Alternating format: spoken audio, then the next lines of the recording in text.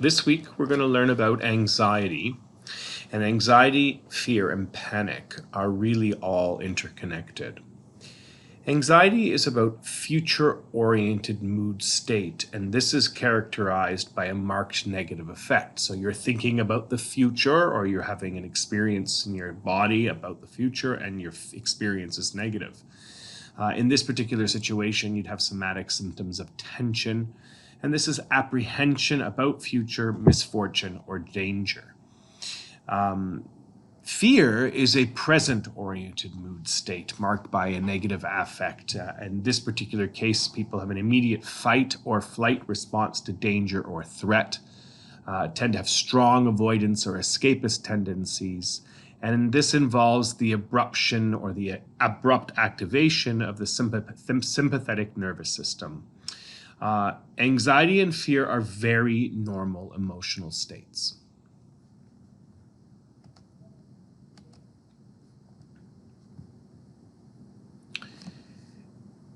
Fear and anxiety disorders include disorders that share features of excessive fear and anxiety and are related to behavioral disturbances.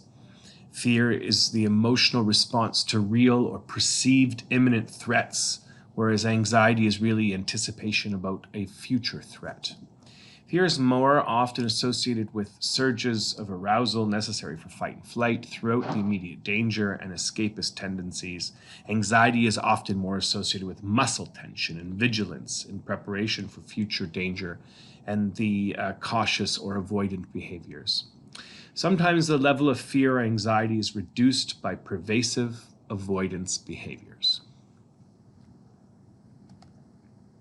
Panic or panic attacks feature predominantly within anxiety disorders as a particular type of fear response, and we'll talk about those panic responses a little bit later in this chapter.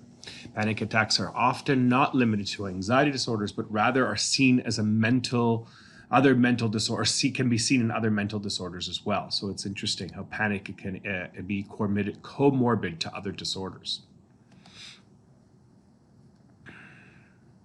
So how do we move from a place of normal to disordered fear and anxiety?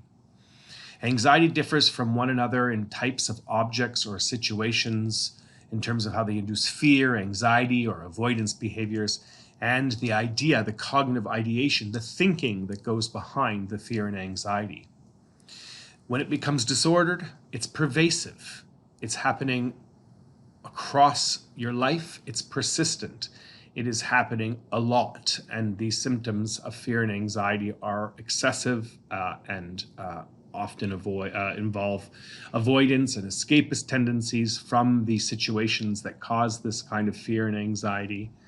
They often cause clinical distress and impairment.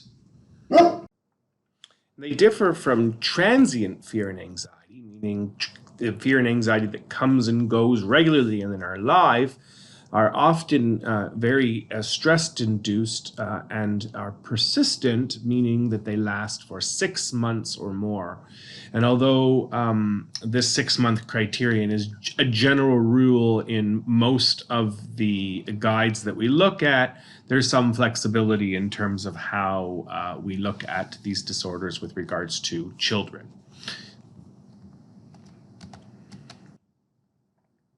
Many of the anxiety disorders develop in childhood and tend to be persistent if they're not treated, meaning that young people with anxiety disorders tend to become older adolescents and young adults with very challenging anxiety disorders. More frequently than not, do we see the anxieties in females versus males with approximately a 2-to-1 ratio. Each anxiety disorder is diagnosed only when symptoms are not attributable to any other psychological disorder, a medication challenge, medical condition, or couldn't be explained by a better set of criteria or another mental disorder.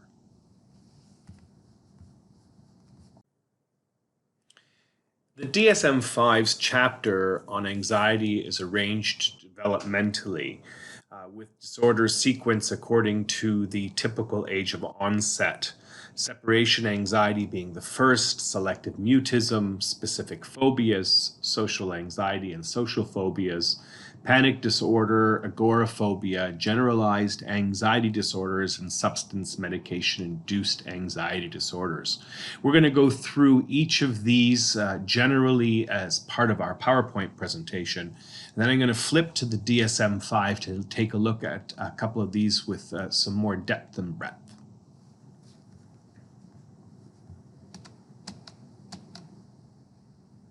Separation anxiety disorders are really about fear and anxiety about separation from attachment figures, that is to a degree that is developmentally inappropriate. We are talking about children, and in rare cases adults, who are very fearful of separating their attachment figures, parents, guardians, at school, at parties, at overnights. And this fear and anxiety is very, very much developmentally different than what would be the case from a group of their peers. Persistent fear and anxiety is the thinking about harm coming to attachment figures. Again, this particular disorder is wrong thinking, harm or events that could lead to loss or separation from the attachment figure. And a reluctance to go away from these figures, as well as at nighttime, there are nightmares and physical symptoms of distress. Although the symptoms can often develop in childhood, again, they can be expressed through the adult years as well.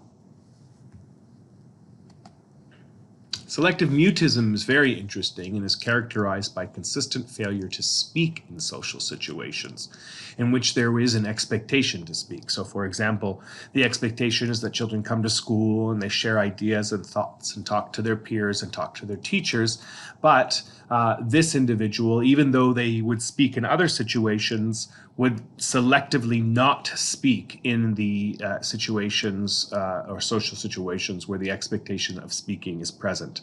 Failure to speak often has a significant consequence on achievement in academic areas or social or occupational challenges, and these can interfere with normal social communications.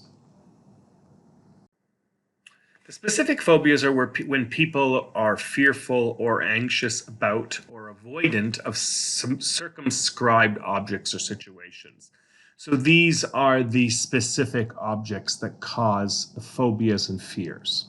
The specific cognitive ideation is not featured in this disorder, so somebody's not thinking about a disaster or some kind of horrible event or some kind of traumatic experience that might come because of contact with that individual object, but rather this individual is fearful of the object itself. The fear and anxiety or avoidance is almost immediately induced by the phobic situation, and it's very much persistent and out of proportion to the actual risk that's being posed. There are various types of specific phobias: animals, natural environment, blood injection, injuries, situational, and other situations, and we'll look at those more closely as well. Social anxiety disorder or social phobia is where people are fearful and anxious about or avoidant of social interactions and situations that involve the possibility of being scrutinized. These include social interactions such as meeting unfamiliar people, situations in which individuals may be observed eating or drinking, so fearful about eating and drinking in front of other people, or situations where individuals be fearful about performing in front of others. The cognitive ideation, the thinking, the cognitive portion that's happening here is that somebody is being negatively evaluated by others or being embarrassed, humiliated or rejected, or even the fear of offending other people.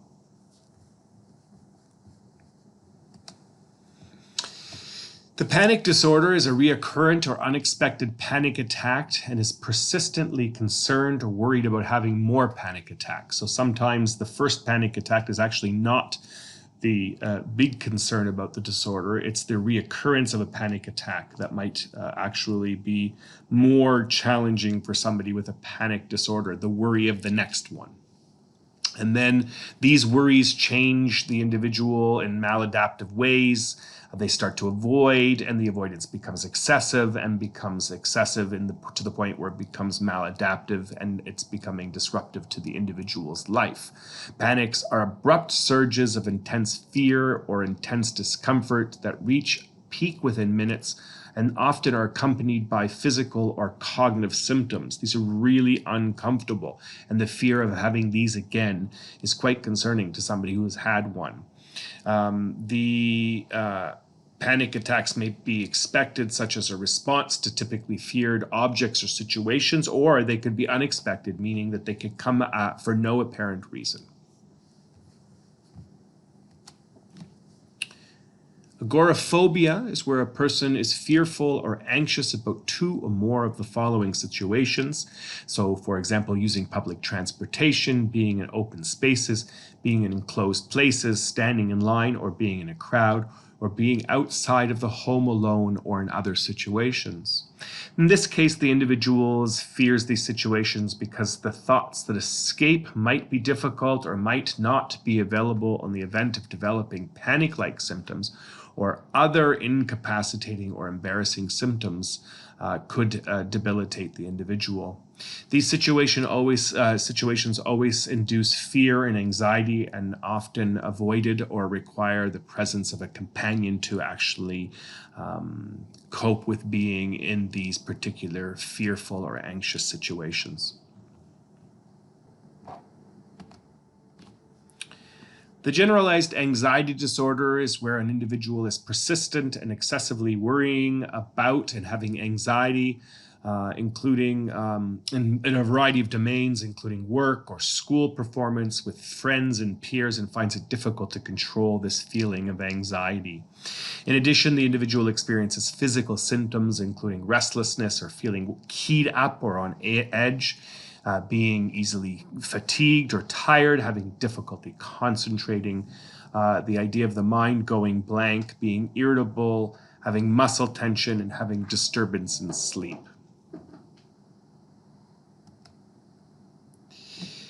Finally, the substance medication-induced anxiety disorder is anxiety due to substance intoxication or withdrawal to a medication treatment. In the anxiety disorder, it might be due to another medical condition, or it could be anxiety symptoms that are psychological consequences of another medical condition. So, for example, it might be from using a substance repeatedly, or it might be a worry or a concern that comes from the use of another medical condition, such as a treatment for cancer or a heart failure or a thyroid that could be interfering and causing anxiety in other areas as well.